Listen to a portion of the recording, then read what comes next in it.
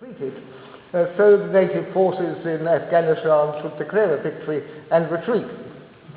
But I was wondering, your recent article in The Guardian on Syria suggested that we've missed an opportunity in which, in a situation like Afghanistan, that there's many sects, many clans and that, many internal factions, that one should not have excluded President Assad of Syria, however bad he is, from some sort of agreement.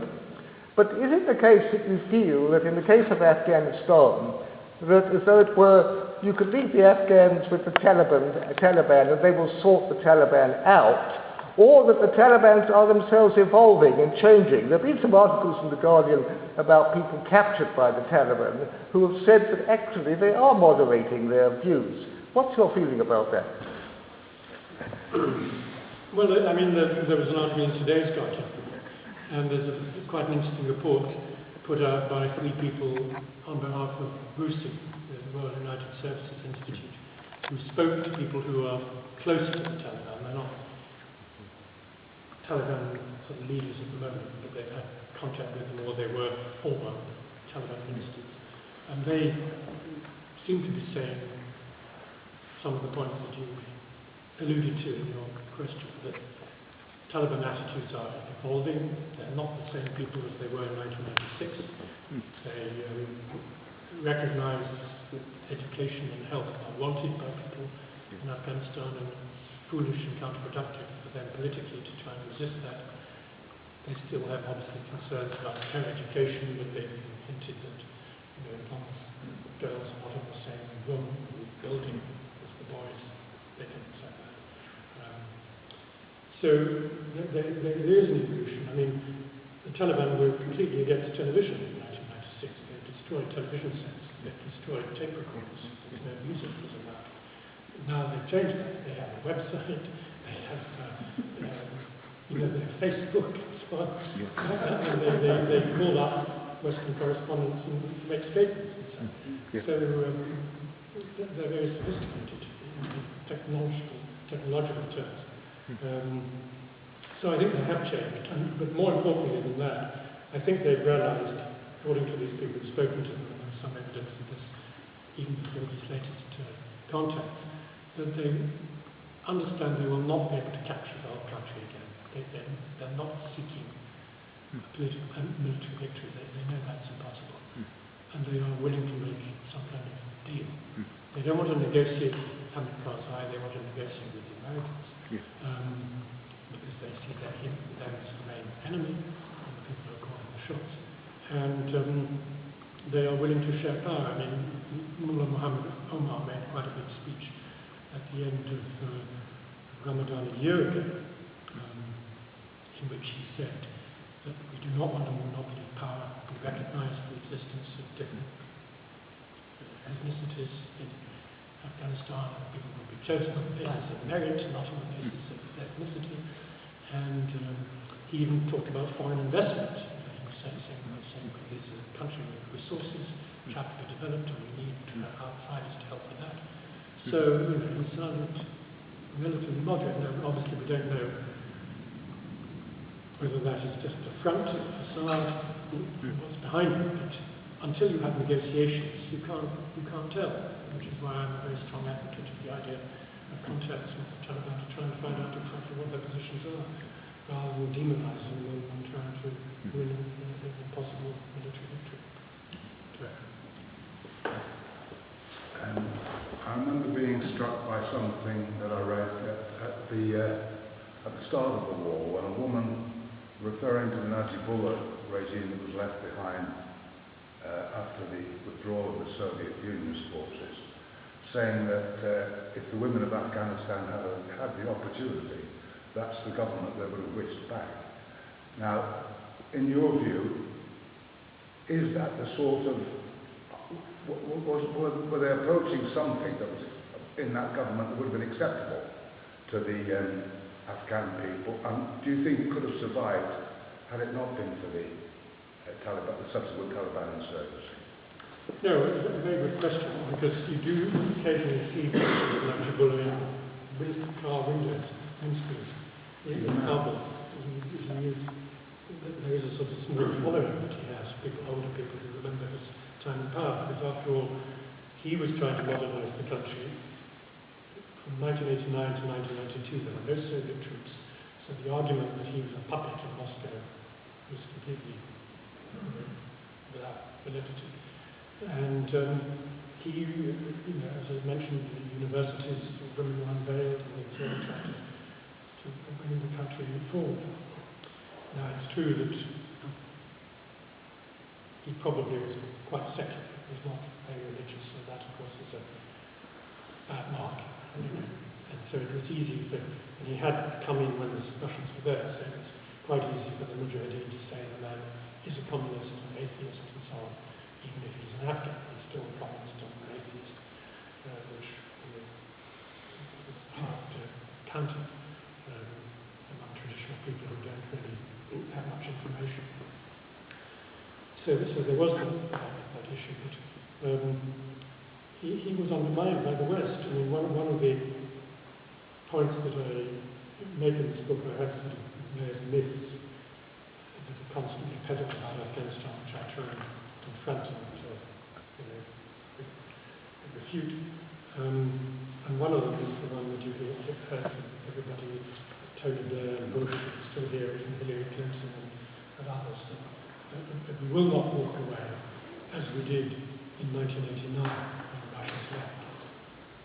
Well, they didn't walk away in 1989. They continued to arm and fund and supply the Mujahideen to carry on the war against the Najibullah government that you just mentioned. And Najibullah was desperately trying to negotiate. He was putting out feelers not only to the Mujahideen leadership and sending emissaries, but he was also trying to contact the exiled king of Afghanistan, who was living in Rome, Italy, in there since 1973. And he was sending ambassadors to talk to him to try and bring the king to come back and be the head of the government of national unity of some kind, as a sort of father of the nation, which eventually he did do after 2001. But that was all undermined because the Americans and the British, through the CIA and MI6 and whatnot, was telling the don't accept these offers of negotiation. It's pointless. You'll win anyway. You'll get it all. Carry on fighting. Well, in the end, actually, in 1992, this is another myth. The Mujahideen did not defeat the Najibullah government. What happened was that there was regime change, this time in Moscow. Gorbachev was ousted. Boris Yeltsin came in, had a different set of priorities, who wanted to reduce, what happened with Soviet foreign commitments or spending, concentrate on his domestic issues in Russia, and he announced that no more aid from January 1st, 1992 would go to the Afghan army, no more money, no more fuel for their vehicles and so on. And that, of course, created complete demoralization in the Afghan high command, and some generals started to shift over to the Mujahideen and defect and whatnot, and the whole thing crumbled. But Mujahideen did not win the military victory against the Najibullah army at that time. It was because of regime change in Moscow that it collapsed. So that was another myth. And then there was this terrible civil war that I think I mentioned at the very beginning. The Mujahideen leadership were fighting they all wanted to have power for themselves. So 50,000 people died in Kabul. And it was a stressed at the beginning, completely peaceful city during the Soviet occupation of the Najibullah period. 13 years, completely peaceful city. Suddenly there were artillery shells all over the place, fired in residential districts, 50,000 people died. Question there and then one at the back. Who's making money out of this war, and the war perhaps with Iran? And how relevant is that in keeping them going? I don't think it's particularly relevant. I mean, the people who are making money are all the people who supply the military hardware, both the weaponry, the arms companies, and all this sort of huge paraphernalia that now goes with keeping an army on the field, supplies the food and it brings the ice cream in and the Coca-Cola and the huge gallons and gallons of water. There are a few aid agencies that keep sort of trying to say, can't the troops in the middle of onions grown in Afghanistan, why can't they source the supply of the fruits to Afghan farmers and things. But it's all that be flown in from Texas or somewhere else. And that's the lost cause. So the contractors, all these big companies like Kennel Brown and Bruton and all these other things, make a hell of a lot of money out of supplying the US Army and then the hardware, as I say, that's hardware for the arms people. But there's no oil. It's not as though it's Dick Cheney's people trying to get their hands on oil. Because yes, I'm sorry, I've gone to go too quiet. Shall I repeat that? I was just saying that the arms manufacturers obviously make a lot of money, and the people who supply the sort of logistical hardware for the barracks, the food, the water, the tents, everything else that the armies use. I mean, they live terribly well. I mean, if you eat in these canteens in Helmand for the British Army, I mean, it's incredible. You have 3 choices of meat. You have some roast beef, roast lamb, steaks, and things. Incredible food. People will say, well, fair enough. These poor people who come back from the battlefield, they may not have eaten much for 3 or 4 days out on patrol and so on. They can give them a decent meal. So I don't begrudge that, but I mean, it is quite impressive, the high standards of army catering nowadays, but it's all done at a price. Jonathan, I remember reading that even during the Soviet occupation, it was noted that out of every 4 Afghans recruited to the National Army, one was on every year, yes, and took his weapons with him. Yes. Did the Russians learn that building up an army to have one set of Afghans killing another set of Afghans was a pointless exercise? And if they did, has that completely missed the attention of the Americans and the British on? No, because I think the figures are almost the same. I think the rate of desertion is somewhere 23% in the Afghan National Army, which is almost the same as 1/4. Yes. So it is the same. No, and Soviet soldiers have a very poor opinion of their Afghan counterparts. I mean, it's not in this book, but it's an earlier book I did about the Soviet Union. Quoting one of these veterans, sort of saying that I asked one of these veterans, one of my Afghan colleagues, what they're going to do when their time of service ends. Conscription ends. And he said, well, I'm going to join the Dookie because they pay better. Is there any, so just one final point on that. In your opinion, is there any point in building up the Afghan army to the size it is? Is there any point at all in that? Well, which is the policy we're told that we are about, building up the Afghan army. Well, it's completely cynical because I think the target that they're trying to get is 325,000 people. But they admit that in 2 years after 2014, it will diminish to 225,000. There won't be money to pay for the army. So, it's not as though they're sort of saying, well, the threat will diminish by 2016 and therefore we can reduce the army by 100,000. Purely financial. So basically, I think you said they're going to try and declare victory and leave. I think what they're going to do is what I said in the talk. They're going to keep their fingers crossed that they can create enough time between the departure of foreign troops and the possible collapse of the current government for it not to be seen as the Western withdrawal caused the collapse of the government. They'll be able to say, well, we did what we could, there for 13 years, then we handed it over to the Afghans, and unfortunately they just not. You still have a question? Can you speak up? What should we be doing? Well, we should certainly be sticking to the dates of withdrawal, possibly bringing it forward, but it's getting, 2014 is getting closer, but I see no harm in talking about 2013, but it's almost a technicality now when you say come out by 2013, 2014. Okay, all right. certainly be saying full out by 2014. We could say come out a year earlier, although that's almost a technicality now because the difference between 2013 and 2014 is not so huge. We should be saying don't leave any residual forces behind. The Americans talk about leaving some residual thing and disguising them as trainers or logistical experts or whatever else. But there'll still be uniformed, armed soldiers, US, which means that the war will continue. And I think the resistance will continue to have foreign troops there. So we don't want that.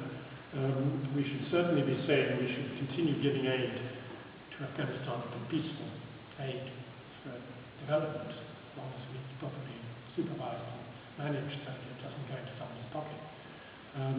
But I think the most important thing is we should be saying we must try and persuade the Afghans and use what influence we still have there to bring about a coalition government, a government of national unity, the kind of thing that Najibullah was trying after the Russians left, which would end the civil war, because the danger is that foreign troops pull out and the civil war continues. And the war in Afghanistan, that's just as bad as having the current situation.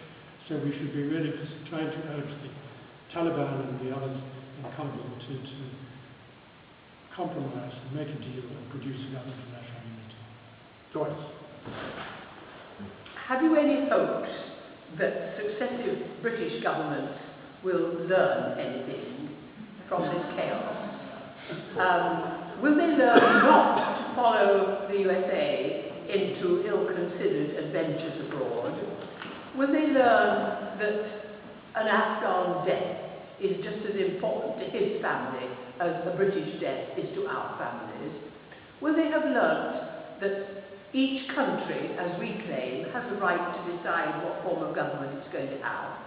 Will they learn, possibly, that other countries have grown up in different ways, have different philosophies, different faiths, and are not prepared to be dictated to by a foreign, infidel army, which has no comprehension at all of their way of life?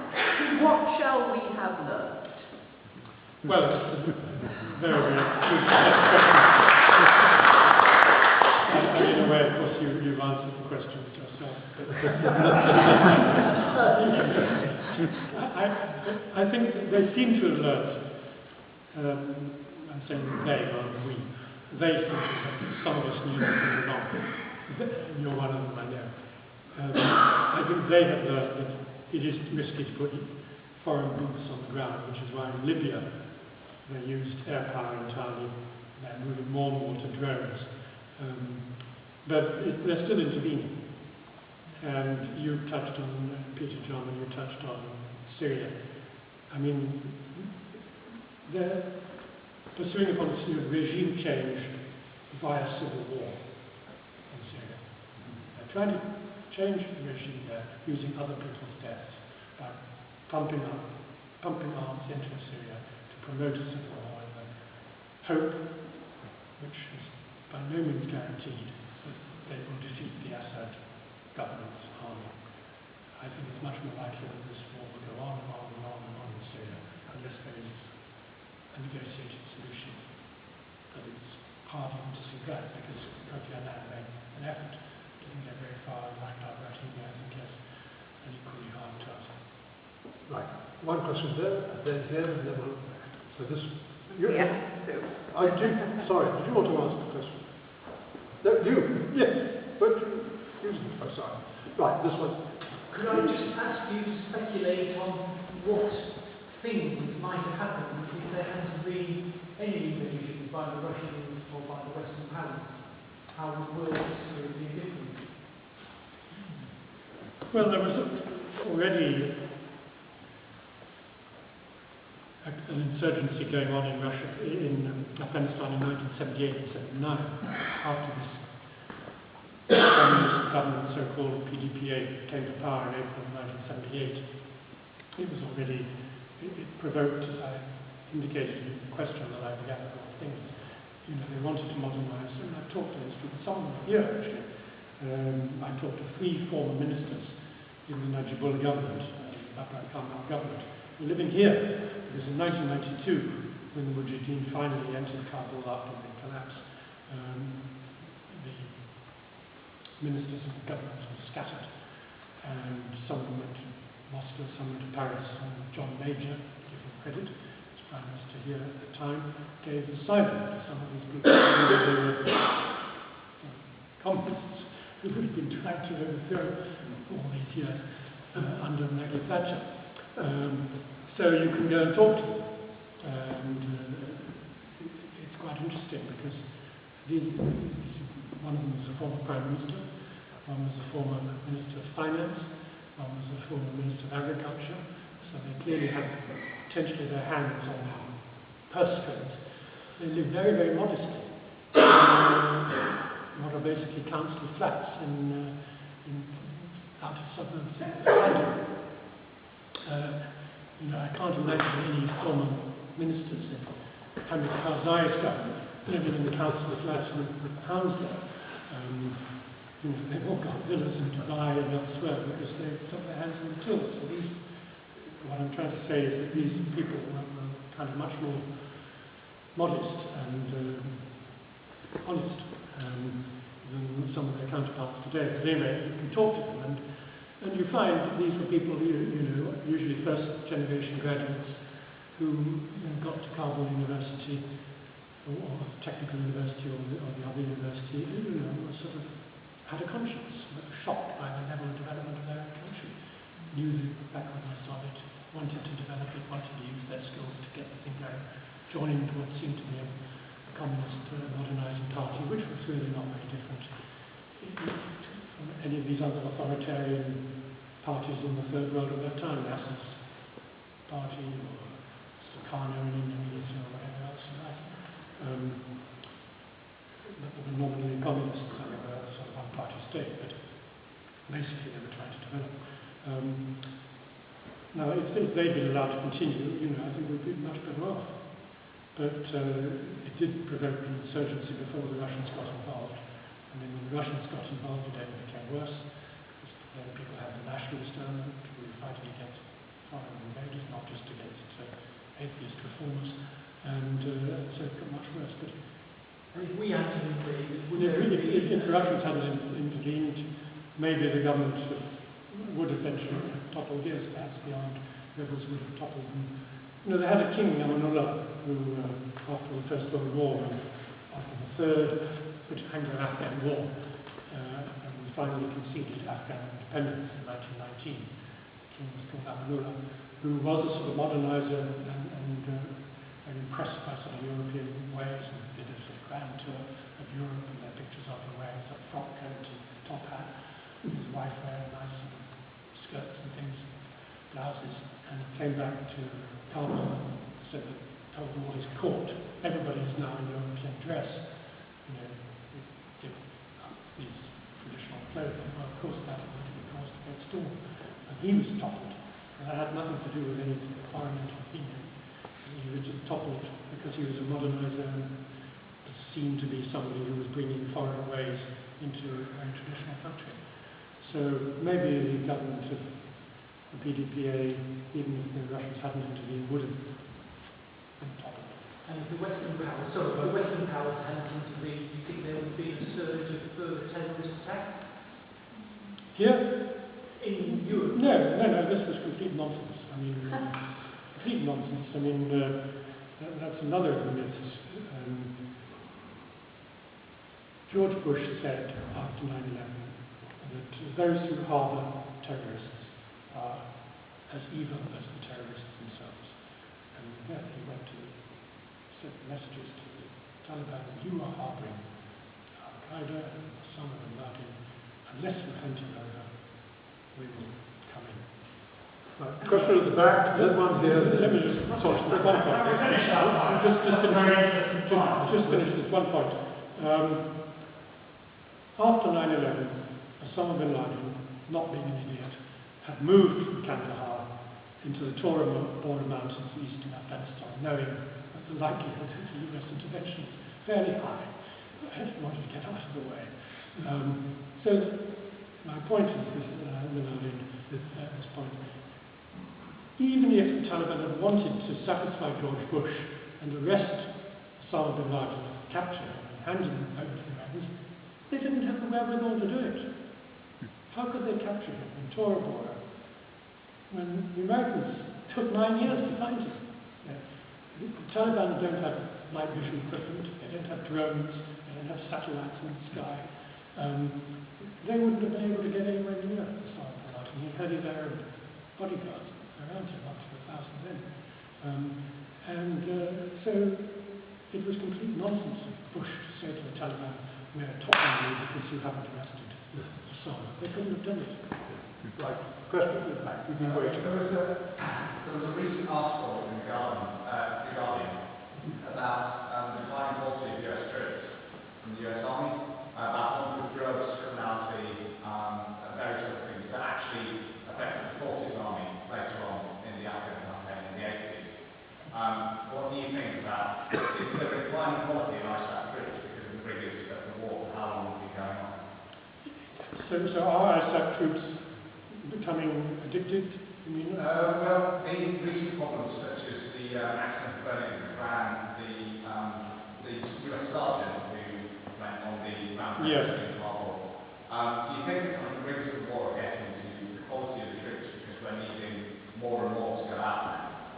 Because I remember in the article it was saying that there were actually a lot more people in than they would have through recruitment in the US to fill the vacancies that they needed to go and secure Afghanistan. Yeah, I mean, I don't know the answer to that. I'm not an expert on that in any way. I mean, the US Army is dry. You know, there's absolutely no alcohol at all either in Iraq or Afghanistan. That's, I think, pretty much adhered to. I mean, drugs, that may be a little bit of the margin, but I don't think it's a major problem. It's a much bigger problem for Afghans. You know, the heroin is now spreading into the cities of Afghanistan much more than ever before. No, I think these people don't fly off the handle when they're veterans because they're not properly treated, they're not properly respected, and because they've seen the most ghastly things. And perhaps some of them realise that the whole thing was a waste of time in the first place anyway. You know, My question here. You compared how Gorbachev... Can you speak up? Oh, sorry. You compared how Gorbachev thought about the situation in Afghanistan, and you compared that to Obama.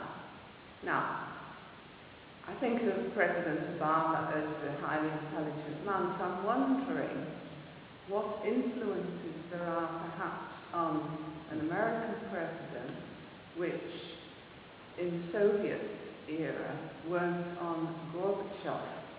Are there elements, do you think, in American political life, business life, that make it impossible for Obama to be able to choose perhaps he would like to? Well, that's the question about American politics. I mean, he's already been attacked by Romney for being too weak, and they're trying somehow to elide the fact that he gave the order to capture and kill Osama bin Laden last year. So it's always easy to attack a Democratic president for weakness, even though actually, if you look at the record, Democratic presidents have started more wars than Republicans. So I'm afraid that until the juveniles for machismo that passes for political debate in an American presidential campaign. But do perhaps Democratic presidents have to prove? Well, that's it. There's also, you know, I think when President Eisenhower retired on January 20th, 1961, he said to one of his colleagues, it's in one of their memoirs, pointing at the chair and the desk at the Oval Office, I pity the man who has to sit in his chair who's never worn the uniform of our country. You know, if you are conducting a war, you've never been in uniform, you've never done national service, you've never had any kind of army career, it appears to give you some kind of psychological weakness. Of course, it's nonsense. Why should it? It appears to people feel they have to sort of flex their physical muscles in some way. And he had opposed the Iraq War, perhaps he thought if he opposed two wars, one would... You had a question, sir. Have you still got it? Yeah. Oh, there, right. Sorry. Yes. Yes. Can I touch on another fundamental war? If we were ever to achieve international agreement on the decriminalisation of drugs, how do you think this would affect the lives of our country? Well, in theory, it would lower the price of heroin on the streets of Britain and the United States, and therefore it would make the whole heroin business less lucrative, and people wouldn't grow poppies and use them to make heroin. But so it would have an enormous effect in the long term. I don't think it would have a short-term effect, because I somehow think, in terms of this particular war that's going on now, drugs are a sort of neutral factor. Some people who support the war and who sort of take a very anti-Taliban line say the Taliban are sort of keeping the war going because of the money they make out of drugs, and so the drugs are fueling the Taliban war machine. I think that's grossly exaggerated. I think in some areas where the Taliban are in control, in Afghanistan and Kandahar and so on, the drug mafia, which is separate from the Taliban, often they deals for safe passage through the Taliban territory, and probably people are taking a cut, and so some money is being siphoned off to the Taliban, and maybe some of it is being used for buying weaponry and so on, but equally the ministers in the Karzai government who are linked to the narco mafia as well are making money out of it. So I think both sides have played a sort of murky game with the narco mafia, and you can't sort of say cutting it off and weaken the side rather than that. The Taliban banned the cultivation of poppy. They did towards the end of their time. Was it just a political gesture, or was it a religious gesture, or was it... Well, they did frame it in a religious way, but I think it was a political gesture. I mean, I went to Kandahar in 1997 with the man who was the head of the UN drugs control operation, and they were trying to negotiate with the Taliban a pilot scheme whereby in certain districts around Kandahar, poppy would be banned, and the UN provide money for farmers to grow alternative crops like carrots and onions and things. And the UN put in a clause saying, we also want to see progress on some gender equality and some evidence that you're going to allow women's girls to go to school and so on. And the negotiations didn't really ever succeed, unfortunately. But then later on, as you say, they did actually ban it. There is you've been to Syria, and you recently, and you know Afghanistan well. Is there in fact the sort of movement that we imagined was occurring in the Middle East with the Arab Spring? Do you find that there is a movement towards a more democratic form of government? I'm not saying that our governments are all democratic, but is there a movement towards more public participation in government? That seen in Syria and in Afghanistan, because we were seeing it in Afghanistan towards the end of the PDPA movement, that they were reaching for some form of greater involvement of everybody in the government of their country. Is there in fact, is the Arab Spring in fact something meaningful in your mind? And will it be evident in what is happening in Syria and perhaps in Afghanistan? Oh, it's undoubtedly hugely important and for some reason inspiring movement. I mean, it is a movement for reform, justice, dignity, not just for sort of democracy in the sense that we want elections. It's much more than that, I think. People want to feel that they are participants in decision making. And it's not surprising that the sort of web generation led it in Egypt, particularly, not so much in Tunisia. In Syria, it's the same thing. I mean, Damascus is a very secular city, basically. I mean, one of the things that Hafiz al-Assad, the father, did, which now turns out, from his point of view, or some point of view, to be a mistake, was that he sort of bought people off politically by allowing resurgence of religion. And Saudi money was pouring into Syria in the 1990s and the beginning of this century. Huge amount of mosque building going on, which was sort of worrying a lot of secular Sunnis, as well as the Alawites in Damascus. They didn't think it was a very good idea to have this sort of revival of Wahhabi, not a revival, because it's not part of Syrian tradition to have Wahhabi Islam. There's sort of import of Wahhabi Islam into the country, but Hafiz al-Assad thought that would sort of keep people quiet. Now it's turned against him. But it was also an economic thing. I mean, don't forget that the original thing in Tunisia was to do with economics. And there are, these countries have huge proportion of the population which is unemployed, who are very young. I mean, youth unemployment in this country is terribly high. It's even worse in places like Syria, Egypt, and Tunisia. And they have the demonstration effect they see on the web, on YouTube, as well as on TV, how societies that live well, what they look like.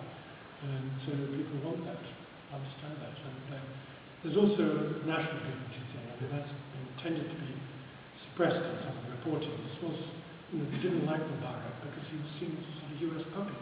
It was undignified, but their foreign policy was just US foreign policy. Tunisia, it was sort of French foreign policy more than American. They were seen as puppets in Paris.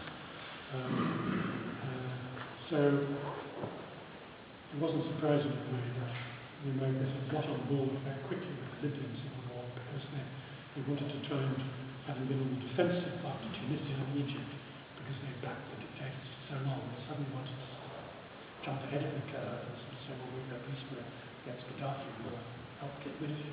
And similarly about getting rid of Assad. Right, so question here, right, and then... You said in your talk, or you gave the impression that you regarded it as inevitable that within a couple of years of the exit of Western troops and the Taliban government would fall, and presumably then the country descended into chaos. Putting aside the humanitarianism, should we care about that?